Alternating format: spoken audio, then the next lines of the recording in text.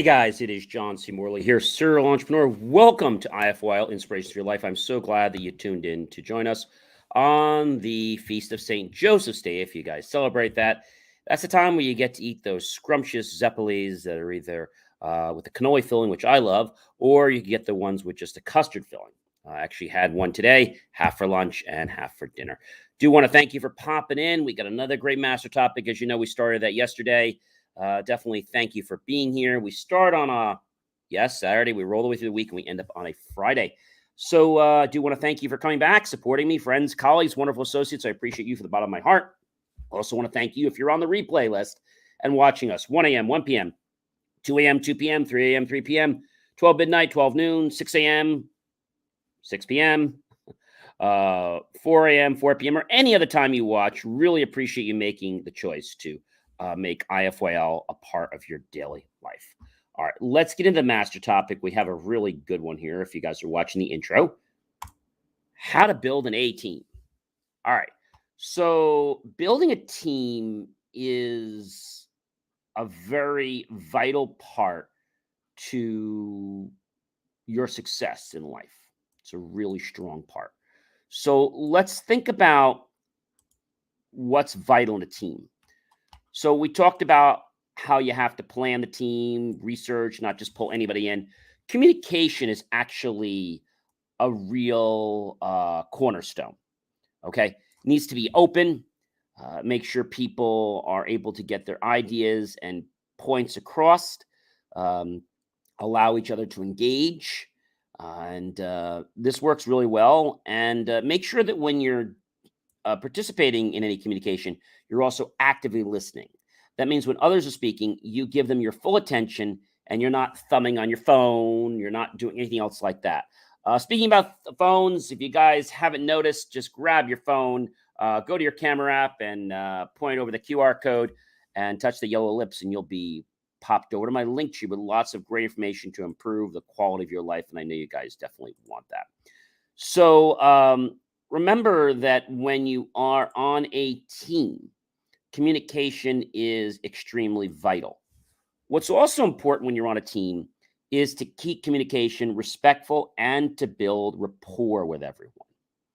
Now, I know you might be saying, well, John, I don't really want to do this. They're just team members. I don't care if it's a personal committee, if it's a work committee. If you don't have trust built between them, there's going to be issues. Okay. Everybody there wants to know they can rely on each other so they can contribute, work, collaborate, etc. There's a lot of things you could do to build trust, right? Lead by example and become a role model. Highlight the successes and achievements of your colleagues. Empower your colleagues by trusting them first. Ask for feedback and always CCF, consistent constructive feedback, and create an environment for creative collaboration. See, these are things that are very vital because a lot of times you go to a meeting, it's like, oh, I can't believe I'm in this meeting. I can't wait to get out. And it's because the people running the meeting really shouldn't be running the meeting. They're not open to communication. They're not open to communication. So when we talk about respect, let's talk about that for a minute. So how do you show respect? Let's just say, respect. We'll call it a board meeting because that's really what it is, a board meeting. And so there are things called board meeting etiquette you guys may or may not be familiar with. And so good board meeting protocol includes an etiquette. And so, if you didn't have that, it would be obviously a disaster. You always want to prepare an agenda about a week or so before the meeting so other people will have a chance to either make suggestions, changes, and they'll also be able to prepare their questions and be on track with what you want to present. And so people say to me, John, this sounds all great, but you have to continue the good etiquette during the meeting as well, not just before the meeting. As a normal procedure, the chair might remind all the directors to please take a moment to silence your cell phones during the meeting and only to take a call if it is emergency, because this is an important meeting and we're all here to work together. Board directors should comply with the company policies, recording using electronic devices such as laptops or tablets, and that should all be reviewed. Also, before you start the meeting, you should go over, okay, ladies and gentlemen, I know some of you are visiting our company today. We do want to let you know that we have 2 exits out of this conference room, one to my north and one to my south. You'll take the first stairwell on the left, take it all the way down, make your first left, and we meet right up there on the blacktop. Do not use any elevators or any other paths out unless directed, because we all have an appropriate manner. There are hundreds of people that have to get out of this building, and we each have our own defined route. If you have questions on it, you can actually look on the door. There's a placard placed, or you guys can ask me on the break. Happy to go over that with you, but we want to make sure that we are, exiting the building in the most efficient manner possible so everyone gets out safely. So voting and closing the meeting are important. Like when you say you're going to start the meeting, when you say you're going to end the meeting, you want to stay on time. Okay. Committee reports need to be short, to the point. You don't want to interrupt the speaker, regardless of how important your point is. Wait for your turn. The board directors should be alert and attentive during the meetings. And again, those cell phones should be off. And if they're not, a statement should be made. Jim, I think we made an announcement before to turn off the cell phones. I'm not sure if you heard that. And anyone else, if you have your cell phone still on, would you take a moment to please silence them? Thank you so much.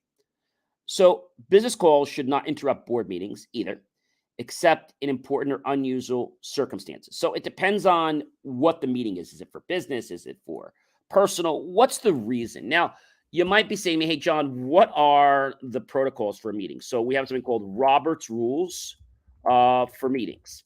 All right, so Robert's Rules for meetings are pretty interesting because when you run a meeting with Robert's Rules, things just get done. Typically, you read and approve the minutes of the last meeting. That happens right at the beginning.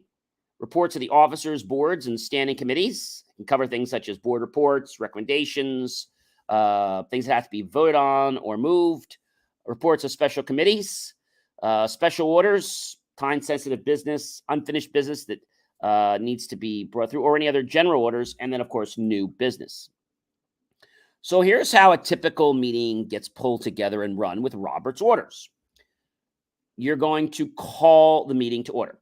Ladies and gentlemen, I'm John C. Morley. I'm the president, or I'm the director of the board. Like to call this meeting to order today for our first such and such, whatever. And the meeting will now come to order.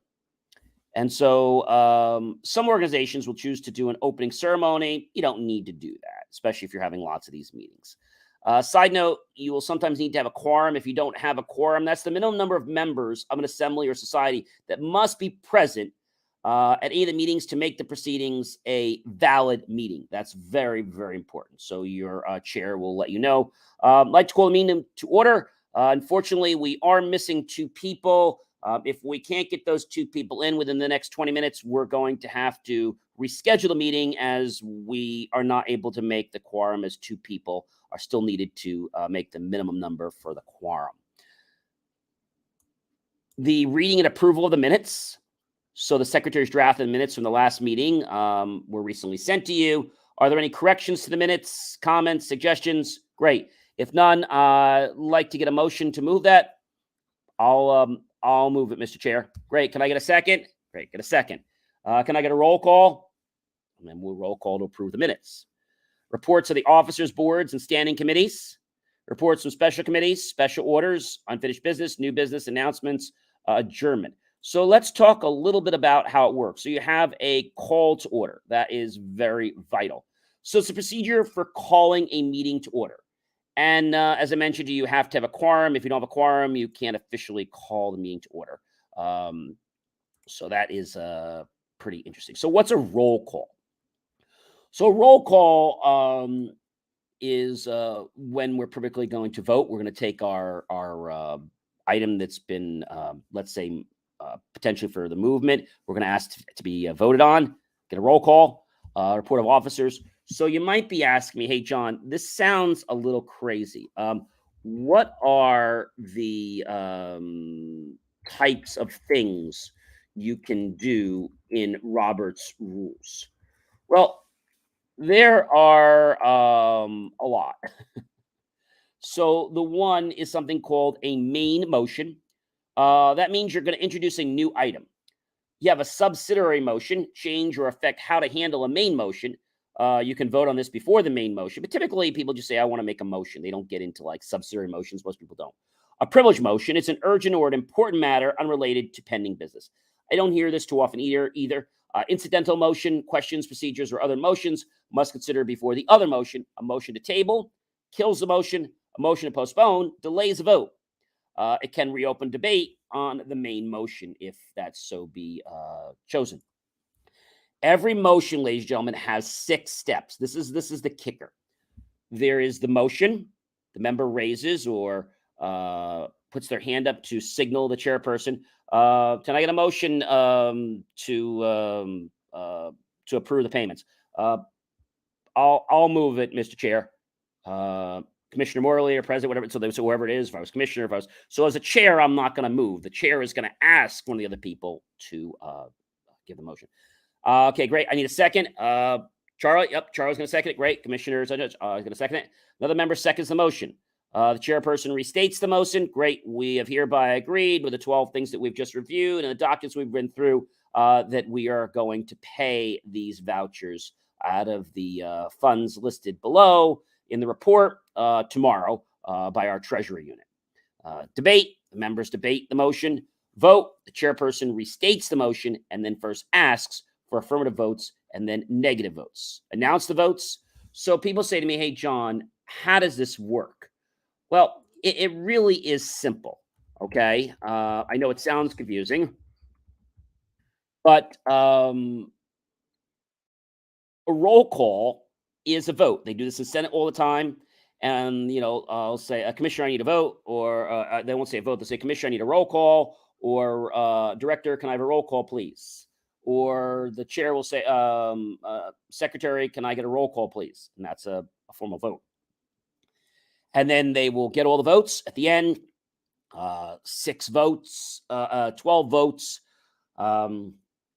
6 in favor, 6 not in favor. They'll also tell you if there were, let's say, 12 votes and 5 in favor,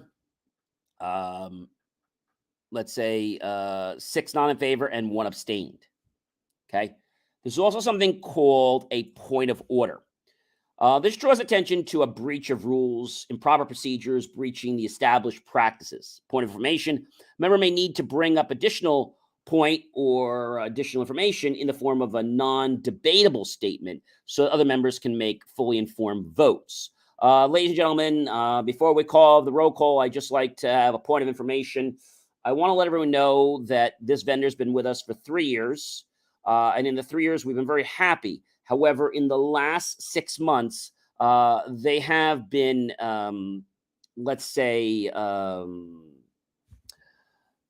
late on their delivery with their services. When we called to ask them about it, they said that they had no control.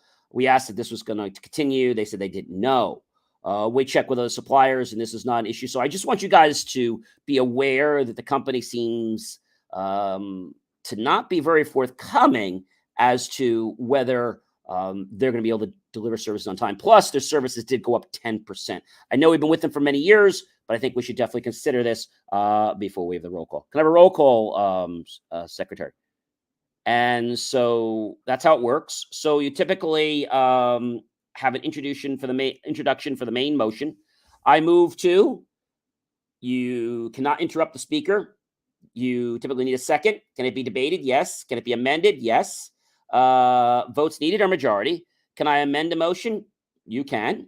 Same rules. You cannot interrupt the speaker. Can I move to committee? I move that we refer the matter to the committee, and you cannot interrupt the speaker while they're talking. And the same rules pretty much are in place. Another one is let's say you want to object to procedure, point of order. and you can interrupt the speaker on an interrupt speaker. Mr. Chair, I end here with all you're saying, and I respect that. Do we have anything in writing that we can take a look at before having the roll call? Yeah, Jim, that's a great question. I have a document. I actually have it being passed out right now, and you guys can see the dates of when they were late, and also the fact that our payments were always made 30 days before. The services have gone up 10% each year over the last 3 years. We asked them why. They said COVID, and we even asked to try to lock in on a better rate. And we have seen other rates with other companies. We've just been kind of married with this company, so I think we need to make sure we're doing the right thing here for everyone. Recess the meeting. Can it be interrupted? No. I move that we recess until. I move to adjourn the meeting. Again, you can't interrupt. Request information, point information. You can't interrupt that. Overrule the chair ruling. I move to overrule the chair's ruling. So I may say, great, we're going to go ahead and pay that. Mr. Chairman, I'd like to make a motion that we overrule the chair's ruling. You can interrupt the speaker. And the interesting thing about this is that, again, they do have to have a majority vote for that to happen. I move that we extend the allotted time. I move to extend the time by 10 minutes since there is a lot more discussion, or I move to extend the allotted time for 30 minutes as there is a lot more detail in this presentation than we were expecting, and we want to make sure we're able to understand it fully before we give a vote. Sounds fine. Extend the allotted time. You only need 2/3 vote to extend the allotted time. So a little bit different. And the thing that's interesting is when you you do the motion for overruling the chair's ruling, that can be basically interrupted. Can it be debated? Yes, it can. I like to enforce the rules or point out incorrect procedure. Point of order. Commissioner Stokes has made a statement that is purely subjective. There's no facts on that. If there are, would he please state them? That's it. They can be interrupted on that. I understand what we're going for. I know what we're doing today. I like to move that we table this until we get some more information and have a chance to meet with our engineers and our planning team. So we see how that works. So running a meeting with Robert's rules is not easy, but it's something that I think a lot of people will appreciate. And so when you are building an A team, you want to make sure that it is running in the most efficient manner all the time, right? You don't want one person or another person to have more power. You want to keep the balance equal, and you want to keep the mission of the meeting on track. That means that if I suddenly don't like, a green bridge, that shouldn't affect the board's decision until we vote on it. So we want to make sure that everything stays as pretty much a democracy. Ladies and gentlemen, I'm John C. Morley, serial entrepreneur. It has been an amazing privilege, pleasure, and honor to be with you. I hope you'll like, love, support the channel. Definitely tag your friends, colleagues, and associates. Share this out with everyone you know on social media. Go to my YouTube channel, John Space, E Space, MRLAY Space, serial entrepreneur. Look for that key phrase, help keep your content free. Make the choice, ladies and gentlemen, to buy my team and I a cup of coffee, a bowl of fruit, or a savory plate of dessert. Either way, we're going to be grateful for those pennies and dollars. We'll invest into new hardware, new technology, new equipment, new software, and even new facilities to give you the most jaw-dropping motivational content to empower you to change your life. And right now, ladies and gentlemen, no pun intended, I like to move that we adjourned. We have no one else here except for our control board. Can I get a second? Yep, got a second. So it looks like we are going to close our show. But remember, Robert's Rules is a big component to the key of you holding a successful team and meetings that people will not only appreciate, but will clamor to want to be a part of. I'll see you guys in the next show. Have a good one, everyone. Building an A team is not overrated. It just takes time.